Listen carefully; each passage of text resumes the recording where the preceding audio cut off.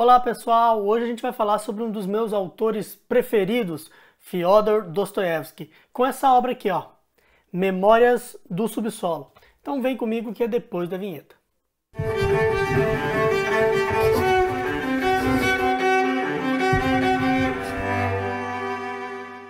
Bom, Dostoiévski, vocês sabem, é um dos meus autores preferidos, principalmente por essa característica que ele tem de pegar elementos da dor humana, temas universais e transformar isso em literatura. E ele faz isso como ninguém.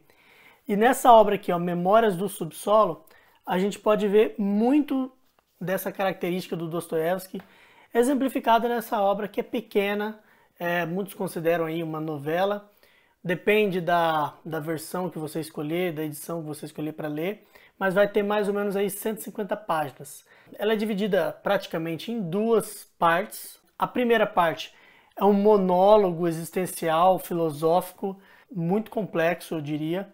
E a segunda parte já é mais narrativa, uma leitura mais corrida, mais dinâmica, de mais fácil compreensão. Então, se você começou a ler, achou difícil ou não entendeu nada, não se preocupe, porque é assim mesmo, a primeira parte ela é mais difícil, a segunda parte você vai encontrar mais facilidade. E como eu sempre gosto de fazer aqui nos vídeos, pessoal, eu vou falar um pouquinho sobre a biografia do autor e também sobre o contexto histórico, não só da Rússia, mas também do mundo naquela época, né? Dostoiévski, vocês sabem, é um escritor que nasceu em 1821 e morreu em 1881, antes de completar 60 anos de idade. Dostoiévski teve uma vida muito difícil. A vida dele daria um livro por si só. Aliás, se vocês quiserem um vídeo só sobre a vida do Dostoiévski, comenta aqui embaixo, queremos Dostô, que eu faço um vídeo para vocês aqui falando única e exclusivamente sobre a vida dele. Mas hoje eu vou só dar uma pincelada em alguns aspectos que eu acho importantes vocês saberem para compreender melhor essa obra. E sobre um pouquinho do contexto também da Rússia, né? Então, esse livro foi escrito em 1864, décadas aí antes da Revolução Russa de 1917. Então a gente está naquele contexto da Rússia czarista. Dostoiévski, que foi preso, né, por fazer parte do Círculo de Petrashevsk, que era um círculo revolucionário de esquerda. Ele passou aí 6 anos em uma fazenda de trabalhos forçados na Sibéria, depois mais 4 anos servindo ao exército russo. E depois desse período, que os críticos chamam de período pós-siberiano, ele escreveu as suas maiores obras, né, como Crime e Castigo, Os Irmãos Karamazov, O Idiota, Os Demônios, entre outros. Inclusive, essa obra aqui que eu estou na mão, que é Memórias do Subsolo. Foi escrito também depois do período que ele passou longe, né, da inteligência russa, da elite literária do seu país naquela época. Esse livro, especificamente, pessoal, foi escrito em uma época da vida do Dostoiévski ainda mais turbulenta, né? Dostoiévski tinha um vício em jogo que o acompanhou por toda a vida. Ele perdeu muito dinheiro, vivia com dificuldades financeiras. Teve uma época da sua vida, inclusive, que ele teve que fugir da Rússia por ameaças de morte por parte dos seus credores. Mas esse livro aqui, ele escreveu, além de estar afundado em dívidas, ele também estava com a sua esposa morrendo, né? Não era nem doente, ela já estava morrendo, moribunda. Esse livro foi escrito ali no leito de morte mesmo da sua esposa. Então você imagina como que estava a cabeça do escritor. Como eu falei, já passou por situações muito difíceis na vida, como a situação em que ele foi exposto a um pelotão de fuzilamento, do qual ele também ia fazer parte, né? Ele também ia ser fuzilado. E na hora da execução, a pena foi comutada de execução para longos anos de trabalho forçado na Sibéria. Por isso que ele foi ficar 10 anos aí longe da elite literária da Rússia. Mas esse contexto de escrever aos pés da cama da esposa moribunda, eu acho que talvez fosse ainda pior para ele, e o resultado está na densidade e no peso dessa obra aqui, ó. E para a gente entender um pouquinho dessa obra aqui, pessoal, a gente tem que entender um livro que foi escrito 2 anos antes por Nikolai Chernyshevsky, chamado Que Fazer?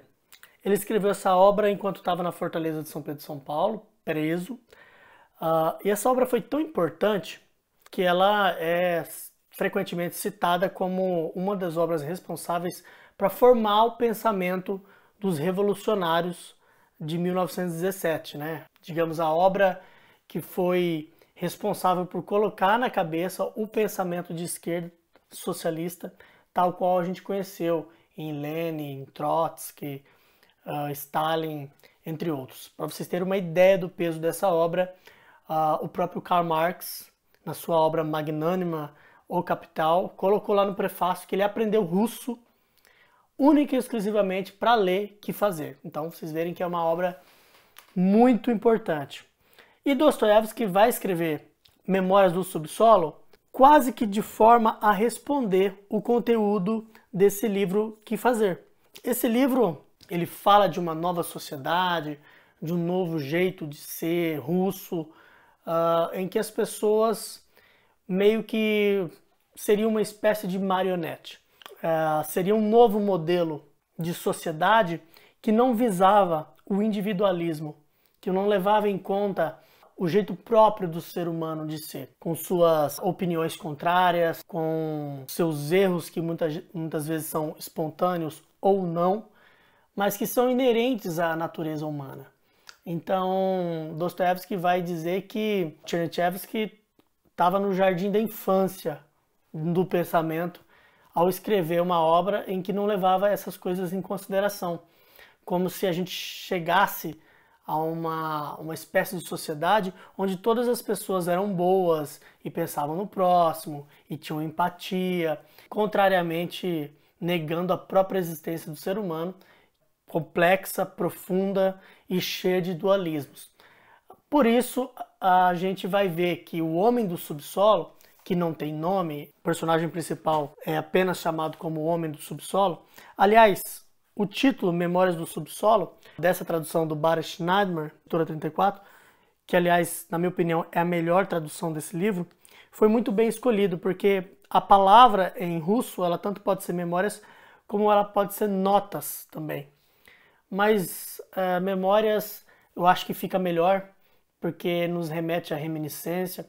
Quando a gente fala Memórias do Subsolo, é uma clara referência ao inconsciente. Aliás, é impossível não dizer que Freud bebeu muito desse livro aqui para poder criar a psicanálise. Então, o Homem do Subsolo, esse personagem que não tem nome, ele frequentemente, principalmente na primeira parte do livro, que se chama O Subsolo, ele vai nos dizer sobre coisas que ele pensa. Esse livro é repleto de fluxo de consciência, né? A gente vai estar o tempo todo aí, principalmente na segunda parte, dentro da mente desse personagem, que diz uma coisa e depois se desdiz, que diz ser mal, mas depois tem atitudes boas, que diz ser penoso, mas depois tenta ser agradável, que está o tempo todo fazendo uma coisa, depois dizendo outra e depois fazendo outra coisa, se contradizendo o tempo todo, quase que numa manobra para dizer ao Chernyshevsky, olha, o ser humano é assim, às vezes quer fazer uma coisa, faz outra, às vezes tem vontade de fazer uma coisa, mas na ação faz outra. Há quem pense, há quem faça. O ser humano é único, é individual e não tem como você colocar ele numa forminha e pensar que todo mundo seja da mesma forma, da mesma essência, uma sociedade completamente igualitária. É quase que um tratado que Dostoiévski escreve sobre essa obra do Chernyshevsky. É impossível ler Memórias do Subsolo e entender o que o Dostoiévski quis dizer se você não conhecer a obra Que Fazer do Chernyshevsky. A segunda parte do livro se chama A Cerca da Neve Molhada. Então aqui a gente tem uma clara referência, né? Como se fosse o iceberg, né? Tem a ponta do iceberg, que é aquela parte que a gente vê, e tem todo o iceberg, que é aquela parte escondida que a gente não tem acesso, e isso seria então o nosso subsolo, o nosso subconsciente. E a cerca da neve molhada, lógico, a parte superficial, a parte que está em cima, a parte que a gente consegue ver. Portanto, a segunda parte ela é mais narrativa, tem uma série de eventos que são lógicos e a gente consegue entender, e vai tratar sobre esse dualismo que o personagem vive, de pensar uma coisa, mas perante a sociedade ser obrigado a fazer outra. E isso, assim, faz ele sofrer muito, isso o aprisiona. A gente vê o personagem que tem um ressentimento muito grande com ele mesmo, que se afasta das pessoas, mas ao mesmo tempo queria muito estar próximo devido à pressão da sociedade. Isso fica muito claro em um jantar que ele tem com seus pseudo-amigos, porque para ele não existe amizade verdadeira, e também num contato um pouco mais profundo que ele tem com a Lisa, que é uma personagem simplesmente fantástica nessa obra. Essa obra ela é praticamente um expurgo, então não dá para falar de nenhum evento sem dar spoiler para vocês. O que eu consigo aqui é apenas preparar a cama para que vocês consigam fazer essa leitura de uma forma mais proveitosa. O que eu posso dizer é que esse é um dos primeiros romances existencialistas que já foram escritos, que coloca Dostoiévski aí como um dos precursores dessa forma de pensar. Só para vocês terem uma ideia, obras de peso como O Estrangeiro, do Albert Camus, e A Metamorfose, do Franz Kafka, foram profundamente inspiradas em Memórias do Subsolo. E para você que ficou curioso em ler essa obra, eu vou deixar na descrição do vídeo o link para você comprar essa edição aqui, ó, que é a edição que eu recomendo, que na minha opinião tem a melhor tradução, e você vai comprar com desconto na Amazon. Lembrando que comprando por esse link você também ajuda a manter esse projeto de pé. E se você gostou desse vídeo, então não esquece de se inscrever no canal, ativar o sininho de notificações e deixar o seu gostei. Eu vou ficando por aqui, desejo uma ótima semana para vocês, um beijo e até a nossa próxima leitura obrigatória.